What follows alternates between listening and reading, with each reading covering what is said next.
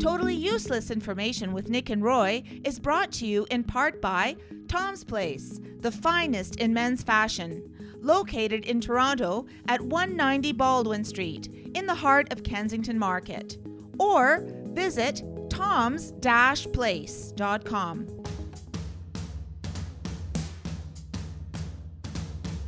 It's everything you never needed to know. This is Totally Useless Information with Nick and Roy. Listen, laugh, and learn. How many tentacles does an octopus have? Now, I know that sounds easy. It is. But you need to listen in. All right, fine. What key on your keyboard is pressed accidentally the most? Hi, I'm Nick.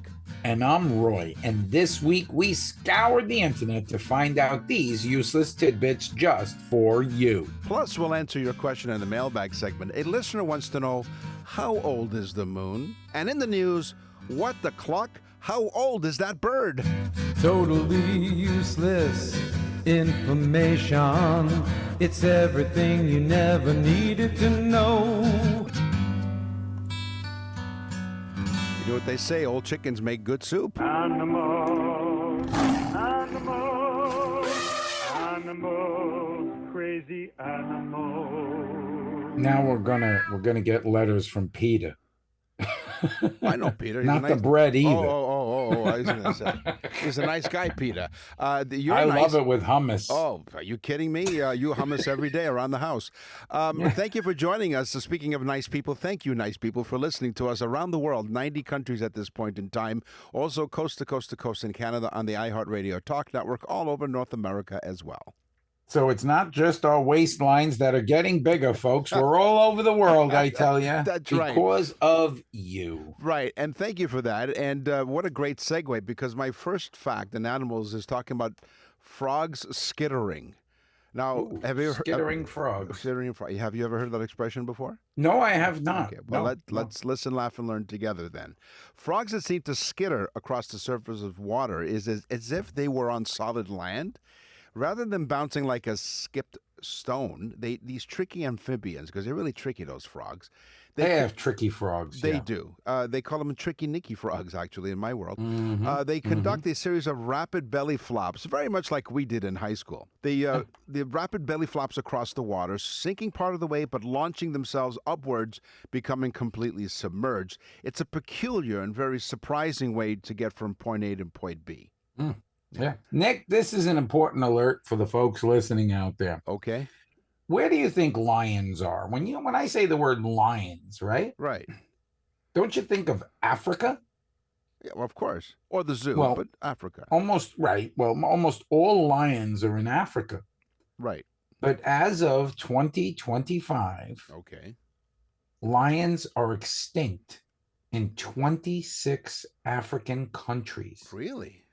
Oh, yeah, there's a big problem. And I'm not lying.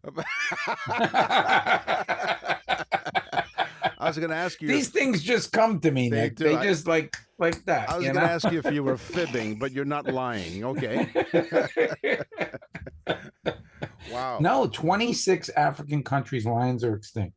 So that's something for people to think about. Right. Okay. Well, no. Well, when you're listening to this program, there's not a lot of thinking, just listening, laughing, and learning. You know, I'm no tree-hugging hippie, Nick, but I'm concerned when 26 African countries don't have lions in it anymore. No, not anymore.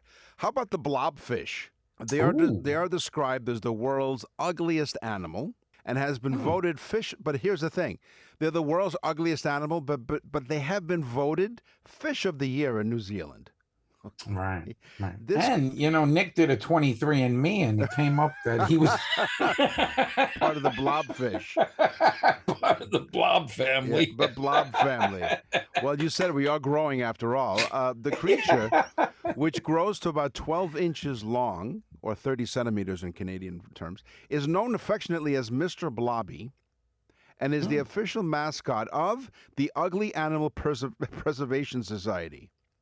Oh, wow. Right? So this is an ugly animal. It has a bulbous head, loose and flabby skin, very much like, well, they're describing us. Oh, I was going to say, is that why they called you Mr. Blobby in high school?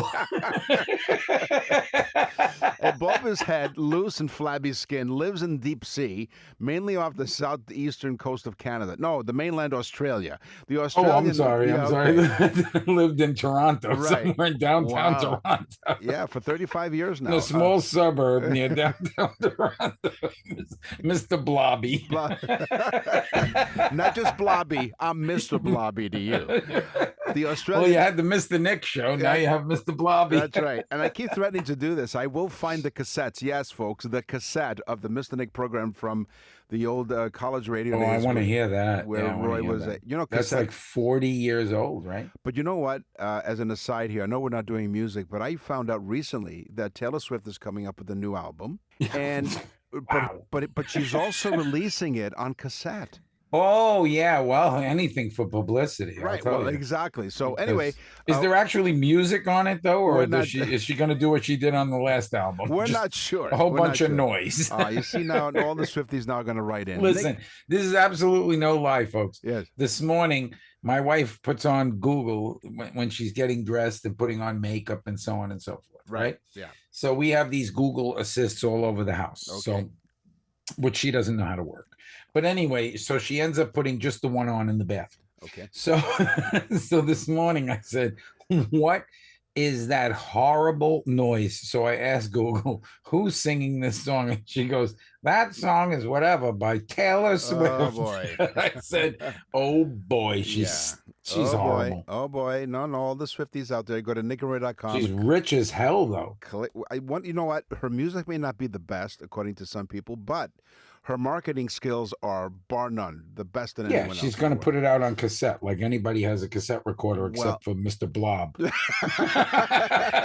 No, Mr. Blobby. The oldest dog alive is Mr. Bluey. No. No, actually, his name is Bluey. Bluey, okay. But I just figured I'd give him a Mister because Sure. he's got to respect our elders. Yes. Mr. Bluey is an Aussie cattle dog, so an Australian cattle dog. They average between 10 and 15 years is a very old Australian cattle dog. Okay. Well, Bluey is 29 and a half. Wow.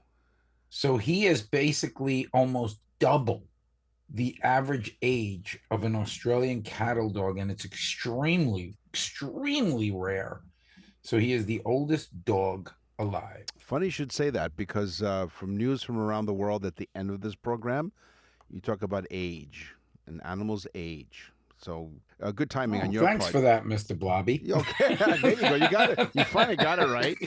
Fly like an eagle. So female eagles attract male eagles through a combination of elaborate aerial displays, nest building activities, and specific mating rituals. So they basically put them to a test, right?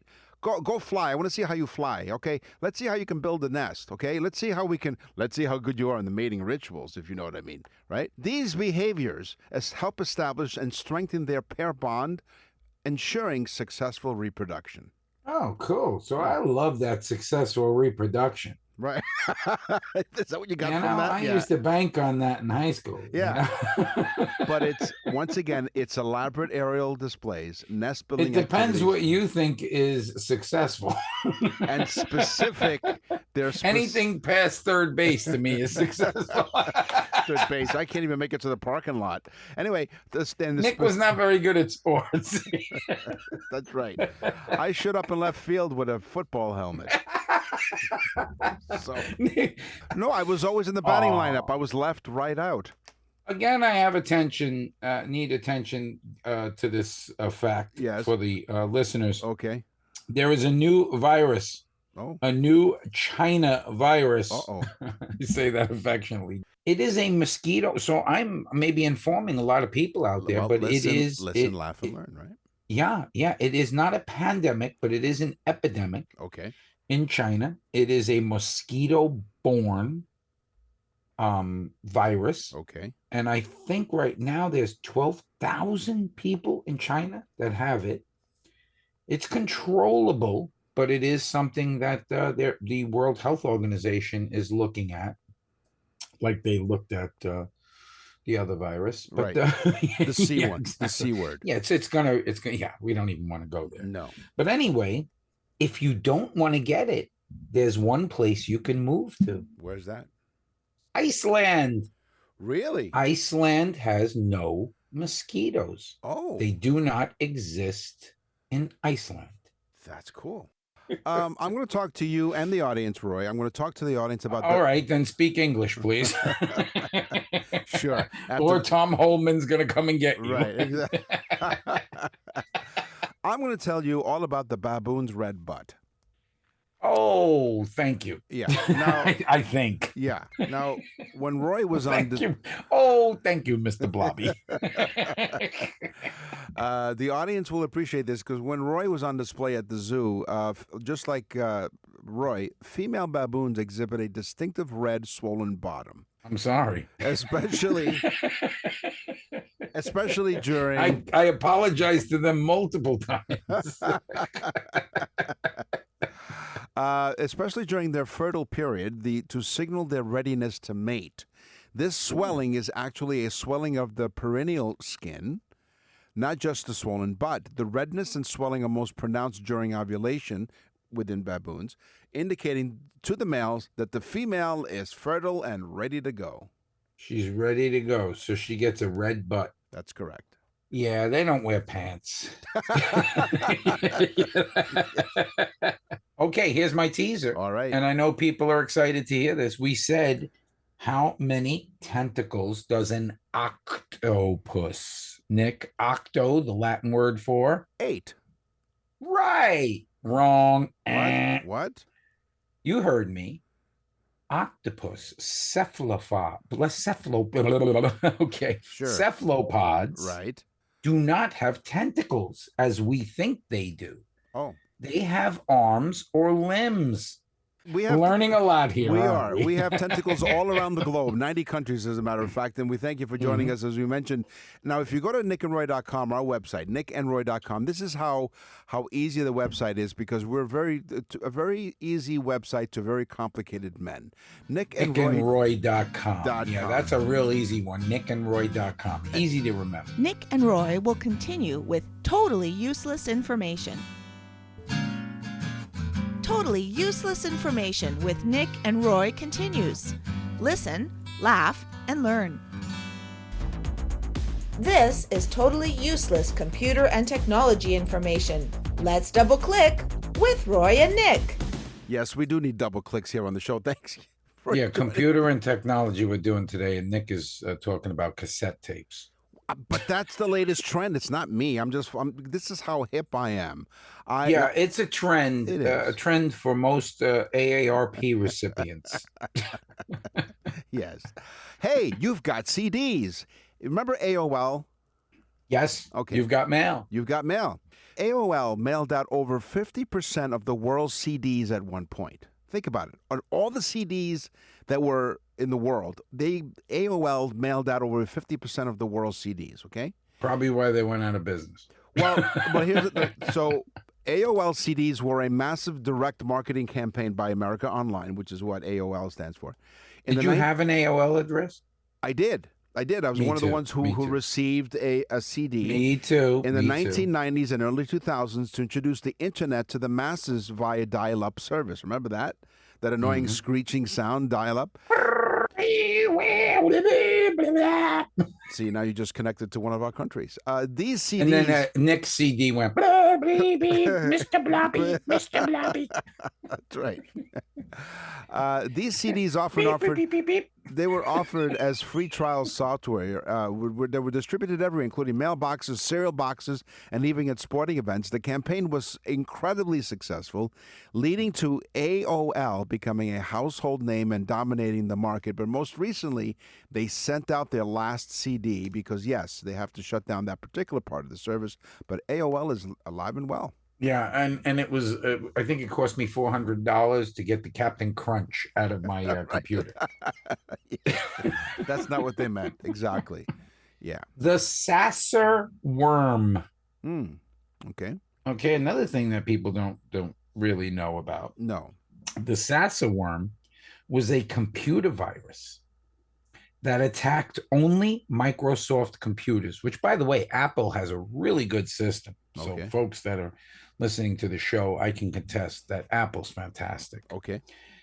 But my Microsoft stuff from time to time does get viruses, whereas I've never had one. Now I'll get one on Right. my Apple system. There you go. But anyway, this Sasser worm infected Microsoft by using their own networking to attack individual parts of the Microsoft system. Wow. When it was done infecting the entire system, it then used the system to delete itself, Wow.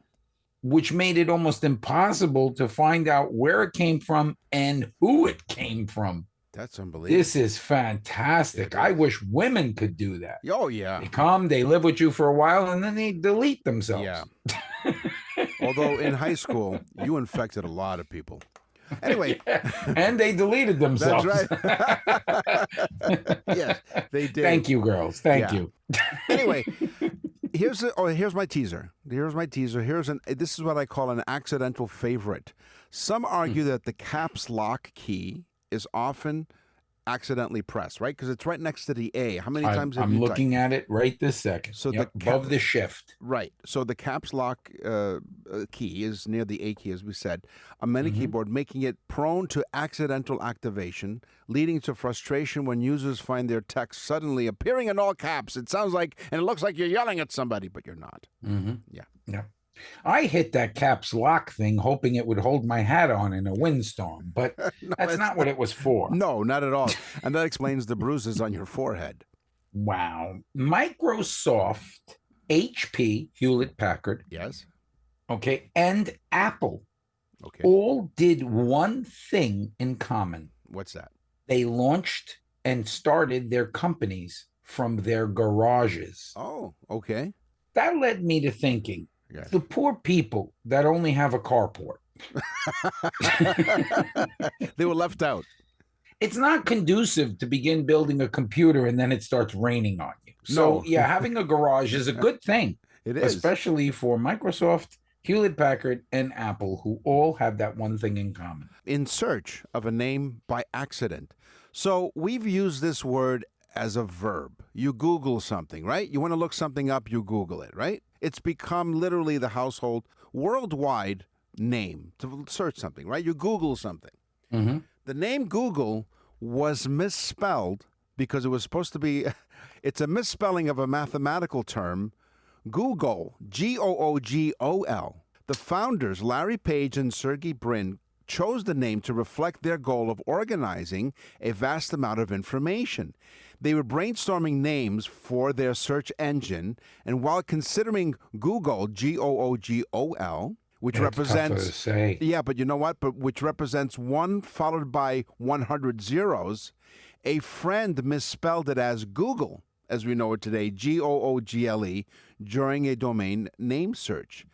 Larry Page Wow. liked it, the accidental misspelling, and decided to use it. So today, Google could have been Google, Googol.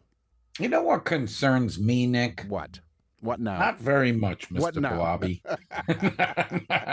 No, I'll tell you, what concerns me is we've become a computer world Yes. so much that now only 10% of actual physical money exists physically for you to see, touch, and handle. Wow. The rest, 90% of money, now circulates only on computers. Now, just think about that. You get a check. Right. Okay, you may not even get a check. Is it directly put into your Well, account? at work we have direct deposit. However, when I do other emceeing events and things like that, and Right. I am paid by check, Right. I don't go to the bank. I take No, out you my. put it into your phone. You I- just take a picture of it. That's right, and I make a mobile deposit. So do you touch the money? Well, I have to touch the check to put it on the table to take You a touch picture the of check, it. but you never see the money. No, And then guess what? You pay those bills electronically, most of them now. that's correct. So you never saw the money. No. You never touched the money. You never even wrote a check anymore. Nope. There is no more money. Well, that's Who took all the money, Nick? Where is it? I want to know. Blame it. That's a conundrum. It is. By the way, you mentioned Hewlett Packard, HP, and then we did this on the show a while ago. But Hewlett Packard were the two creators. They were the founders. Didn't they have a contest to see who went first? Well, they wanted to know. They said, okay, so Hewlett and Packard were their last names, and so they said, okay, well, what do we name our company? And so they said, well, let's flip a coin, and Hewlett won the coin toss. Otherwise, it would have been Packard. Yeah, I remember that. Yeah. It's crazy that we remember all this stuff. So speaking of wireless stuff, okay, so wireless, you're connecting, you have a Wi-Fi system at home, right? You have Wi-Fi at home? I have a very sophisticated Wi-Fi system here in this home. No, Nick. you don't. No, you don't. Yeah, I actually do. I have Wi-Fi all over the place, Okay. including on my RV. I have a WineGuard Wi-Fi system. Okay, wireless, nice. All right. So which I just figured out today. That's Great. why I was on the phone. how about figure this out? So what do you think Wi-Fi stands for? I don't know. Wireless fidelity? No, it's not. It doesn't actually have a full form or meaning. It's a marketing term created by the Wi-Fi Alliance in 1999 to provide a more user-friendly name for what at the time was the IEEE 802.11 wireless network standard. So the Wi-Fi name was chosen to be catchy and play off the term of hi-fi, like high fidelity for those of you who played cassettes. But it's not an acronym for anything. So Wi-Fi is just basically a marketing term. That's it. If they wanted to really get a good name for it that meant something about it, they would have picked spotty, useless system. Right. Yes. It works every time. Now I have a booster built into the RV, which so we've seen it. It turns red, doesn't it? Yeah, the it's the baboon booster, Right. I call it. Yes. Okay. No, but the Wi-Fi system is there's a satellite type looking thing on the roof, which has multiple antennas in it, and when you hit the switch, it pulls in any Wi-Fi that's available in the area. And if you have the password to it, you can get into it. Or if it's non-passworded, you can get it. So you pull into a restaurant parking lot and you can pull their system. Wow. It's crazy. That's pretty Yeah, cool. it's real cool. Nick and Roy will continue with totally useless information. Hi, Nick and Roy for Tom's Place. Tom says he's extending the summer blowout sale one more week. They're clearing out their entire summer inventory, and that means massive savings for you. Oh, wow. Selected designer suits that normally retail for $650, they're now $350. You heard that? $300 off. Or pick 3 for only $950. That's 3 designer suits, $950. That's insane. Sport jackets are all on sale, $259. Designer casual and dress pants reduced to $70. It's nuts. It is. In fact, even when Roy does wear pants, they're beautiful. For the perfect look, at a wedding, a night out, or business wear, Tom's Place has you covered from head to toe. This is Toronto's best destination for unbeatable prices on suits, casual wear, shoes, and accessories. And this summer blowout sale extends for one more week, folks. Everything is on clearance to make way for the fall merchandise. The very best designer menswear is found at Tom's Place, open daily at 190 Baldwin Street in Kensington Market, Toronto. Tom's Place will suit you. We're back with totally useless information with Nick and Roy. Listen, laugh, and learn. The computer, Nick, Yes. is not like we think of computers as these amazing, marvelous things. We created them. Yes, man did. Yes. In fact, in reality, the computer is not even close to the human brain. No. And we think it is, right? All this AI and supercomputers or Yes. whatever. Of course. It's getting there, but it's not close yet. The All right. computer would have to process, get ready for this one. This is staggering. 38,000 trillion. So it's not even really a number. It's like 1,000 trillion. 38,000 trillion operations per second Wow. in order to be as fast and smart as the human brain. Yeah. We're not talking about Nick's brain. Yeah. Mr. Blobby only operates at 3 per second. Right. That- Which is normally lunch, bathroom, lunch. Right. In that order.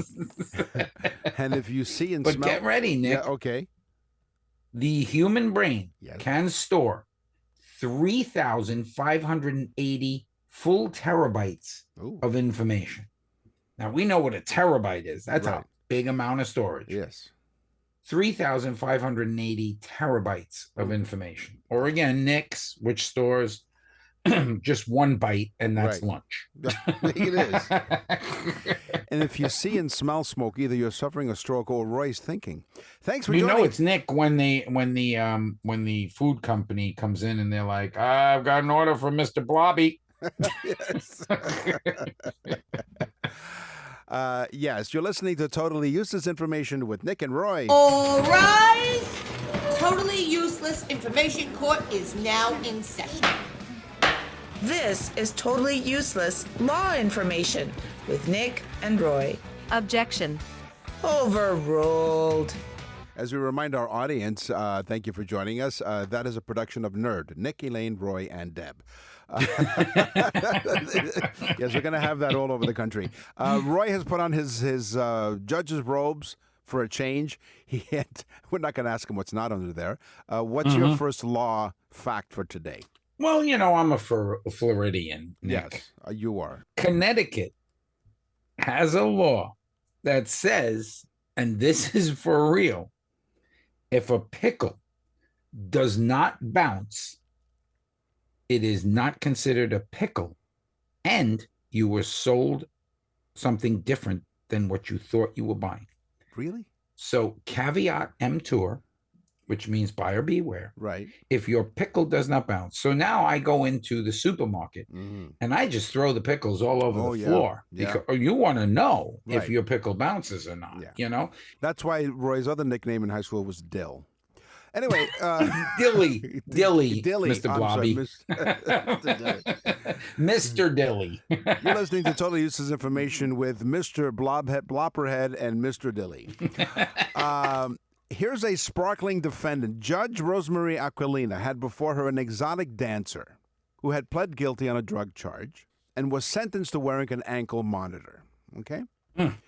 Just a few days after sentencing, the woman was back in the courtroom seeking an exception because she claimed the ankle monitor was ruining her vibe at her place of employment, the strip club. Yeah. Although you could probably use it to put the singles in, right? Well, the judge in response said, here's a solution. Bedazzle that thing to match your outfits. Motion denied. Oh, Motion good idea. denied. Yeah. This is a very, this judge was improvising. Yeah. So all of But he was also the person sitting at the bar throwing singles out. It was Rosemary. It was a she. And so she said, bedazzle that ankle monitor to match your outfits. Motion denied. Motion denied. Yeah, I agree. Yep. I agree. What was she doing with the ankle monitor at that? Oh, well, that was her job. Well, yeah, she said because So she was allowed to work there. but So she does have a legitimate gripe. she Nick. does because remember with ankle monitors, so I understand, is that you're It allowed is to, a piece of wardrobe, and her job requires her to strip. right down to her ankle bracelet, to her ankle monitor. In Kansas, Nick. Yes. Kansas, the state of common sense. No. No, you're not in Kansas anymore. No, Kansas. Your house gets dumped by a tornado. But Right. Yes. also in Kansas, it is illegal, get ready, to use a mule to hunt duck. Okay.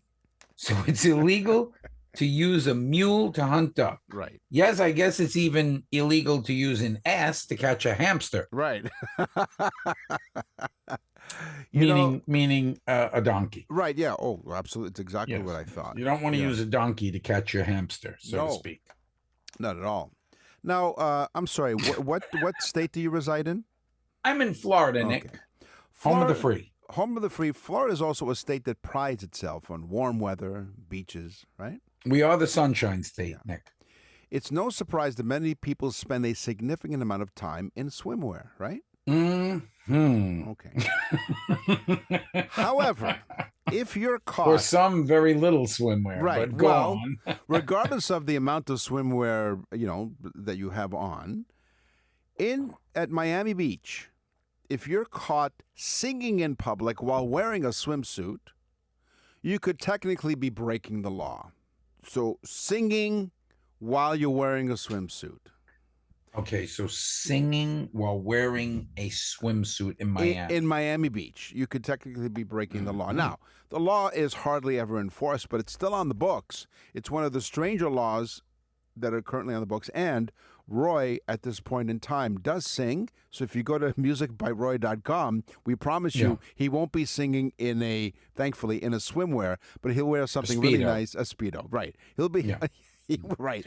Nick, I just thought of something that we should invent. And what's that? And we should put on the website at nickandroy.com and at what's the Nick that? and Roy store. Right. What's that? It's an alerting mechanism for the beach. Right. And it can be rather small with a little hammer device, Okay. And we'll call it the thong gong. So you see an attractive woman in a thong and you just bang, you hit it. The thong gong. It brings the attention to other beach dwellers to look over at your position. Yeah. Not only that, but also the local authorities. The thong gong. I love it. So go to musicbyroy.com and you find out where Roy is singing in the southwest part of Florida, and we promise you he won't be wearing any swimwear outside. No. In California, Nick, animals are banned. Oh, okay. This is California now. All right.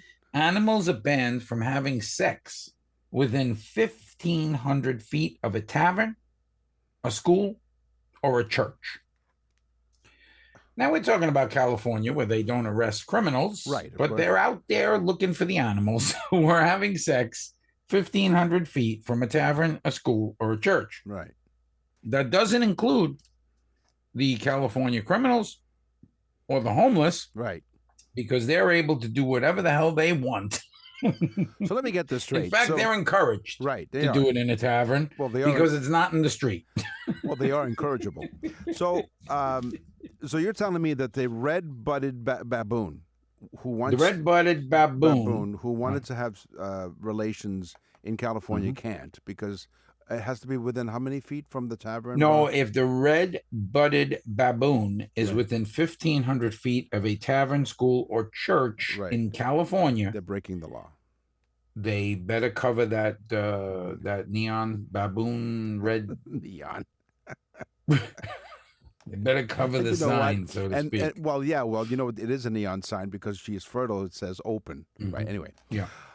Now on Sundays you can't do this. Doesn't say where. So this is a bizarre law, and let's go back to Florida, okay? Shall we? Yes.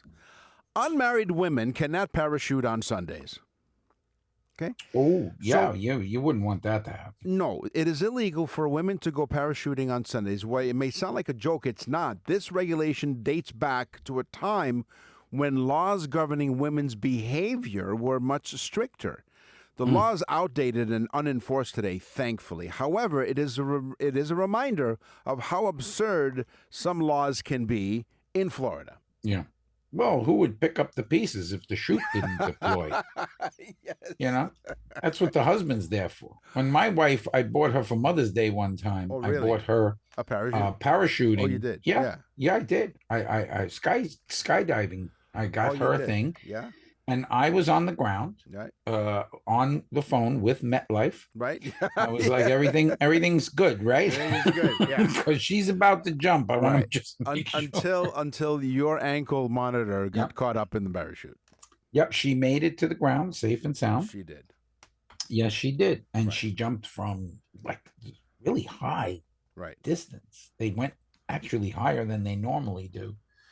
Because I threw the guy a 20. I was like, listen, 20. Go as high as you can. Okay, fine. Yeah. All right, go ahead. What else you got? Okay. In Illinois, yes, home of Chicago common sense. Yes. It is illegal. Yes. Now, these poor animals, Nick, I'm starting to really want to alert our listeners. In Illinois, it is illegal to give a lit or lighted cigar Okay. to a pet. Okay. I've often hung around the house, lit up a stogie, Right. and Yeah. I've said, Rover, come on over here. Would you like one? Here, take mine. Okay, first off, what the hell is happening in America, Nick? Right. We're the home of freedom, and now animals can't smoke, drink. What the Yes. hell's going on here? You know, the baboon goes out for a fun night on the town and looking for some red neon. Red-butted Like, baboon. better check and make sure we're not 1,500 feet from a That's right. tavern. So I'll stay with that sort of theme with animals and And that's confusing, Nick, too, It is. because I've tried to count off 1,500 feet, Yes, just yeah. so I didn't get arrested. no. So if you ever wanted to have relations, sexual relations Ooh, with a porcupine, rethink the idea. Okay.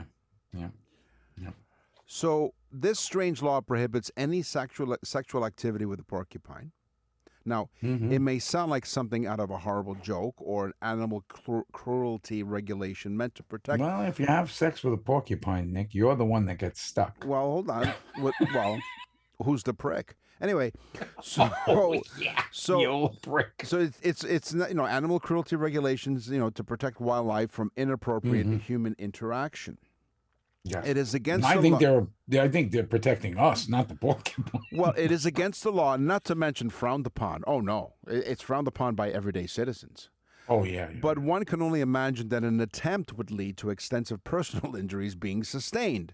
And of course, if you notice, I did not mention where the law says that you cannot have any relations with a porcupine, and that is the great Sunshine State of Florida. Yeah, we also have that you cannot have sex with a manatee. Really? Yes, because the sailors in the 1800s that were coming here were on boats for many months, Right. and they looked at these things and they called them mermaids. Wait, you're not kidding? Like No, I'm not kidding. And they jumped in the water and had sex with the slow-moving large mammal, which was a warm-blooded mammal. right? And they were like, hey, it's been 2 months and I see some red in the water. Wow. Is that a baboon or are you happy to see me? That's right. Nick and Roy will continue with totally useless information.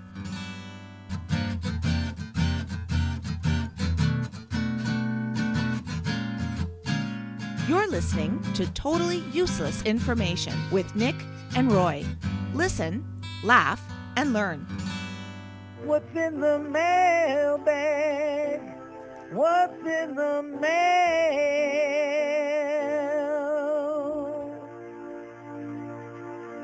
I'll tell you what's in the mailbag. What? Harvey from San Diego, California. Hello, Harvey. I love your show, Harvey says.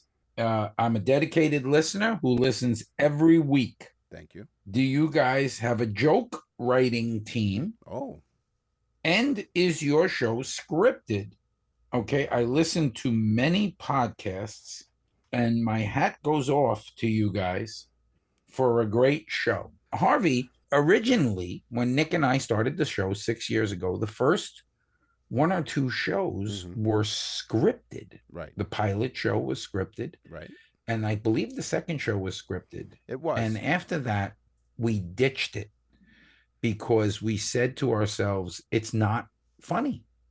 It's not organic, and it's not us. We do not write jokes, and they come to us organically as we're hearing for the first time. We're hearing the fact. We spend the week and our team scours the internet to find these facts. But the jokes, no. Cynthia from New York City writes, Dear Nick and Roy, we'd love listening to your show. You guys crack us up. Here's my question. How old is the moon?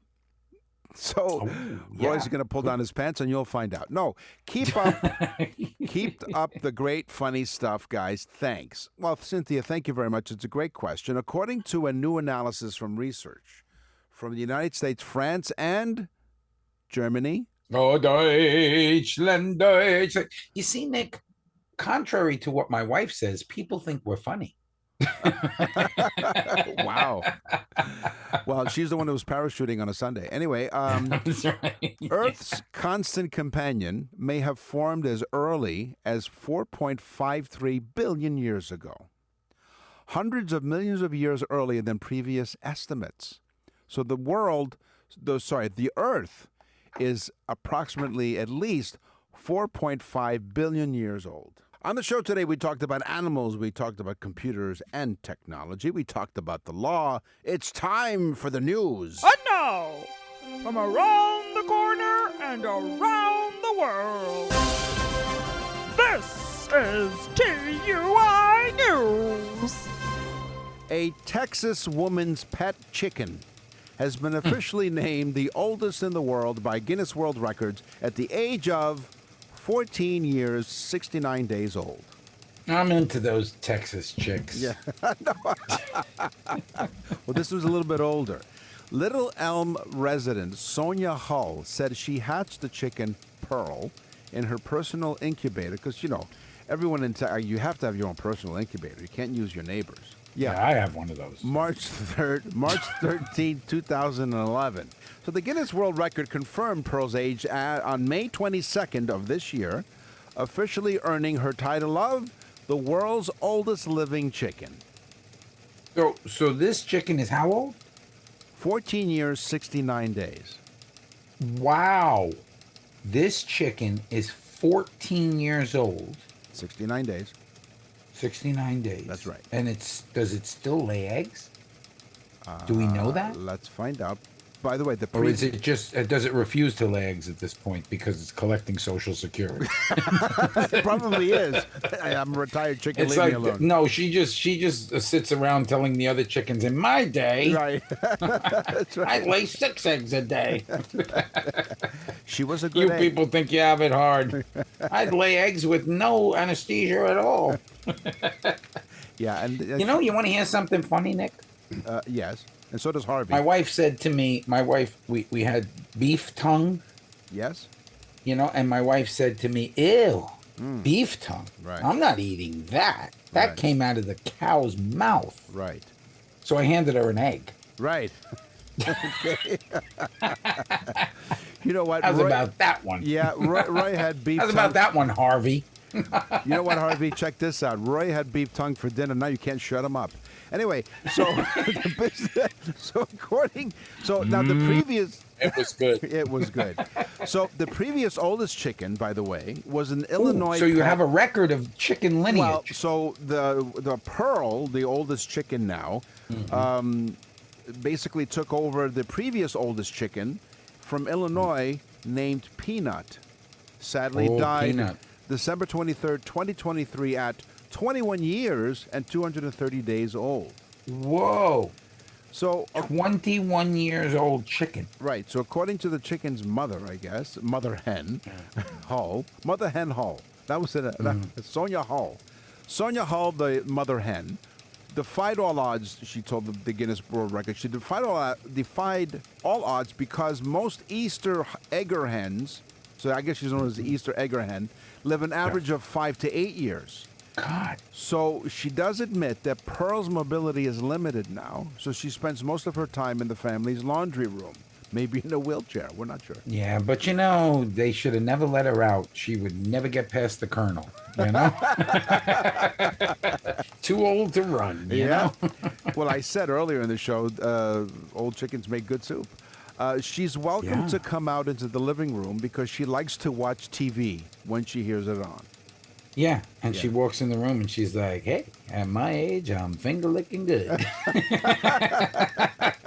Sonia Hull, we appreciate that, but, you can also have Pearl, the oldest chicken in the world, listen to Nick and Roy on nickandroy.com, right? Yeah, you don't have to watch TV. The chicken can listen to us. According to her owner, Hull, Sonia Hull, Pearl is fond of the family's elderly cat and a new kitten. Oh, yeah. She doesn't seem to mind the other animals, and the kitten will sometimes sit with her.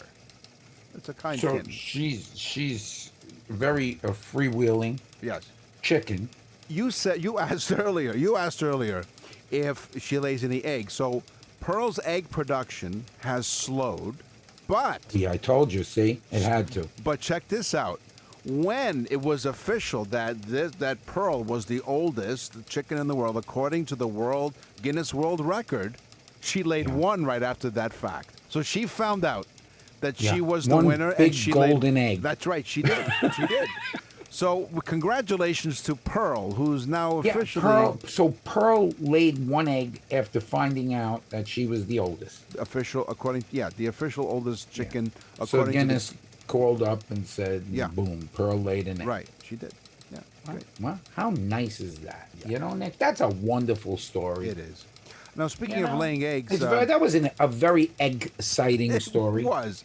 Now, speaking of extremely interesting. And you know what, Harvey? This yoke's on you. Anyway, I'm exhausted from it. That's all the time we have for this episode. It's exacerbating. It is. That's all the time we have on this episode of Totally Useless Information with Nick and Roy. We will scour the internet far and wide to find more totally useless information just for you. So don't get overly excited, but tell all of your friends about this show, because it's because of you that we're in 90 countries and all over the place and on iHeartRadio, and this crazy little show that started 6 years ago is now all over the place. And thank you so much. And do go to nickandroy.com for the birthday messages. You're gonna thank us for doing it. Trust me. I'm Nick. And I'm Roy. Thanks for listening. Totally Useless Information with Nick and Roy is recorded and produced in Canada. For more totally useless information, visit nickandroy.com. That's nickandroy.com. Totally Useless Information with Nick and Roy has been brought to you in part by Tom's Place, the finest in men's fashion. Located in Toronto at 190 Baldwin Street in the heart of Kensington Market. Or visit toms-place.com.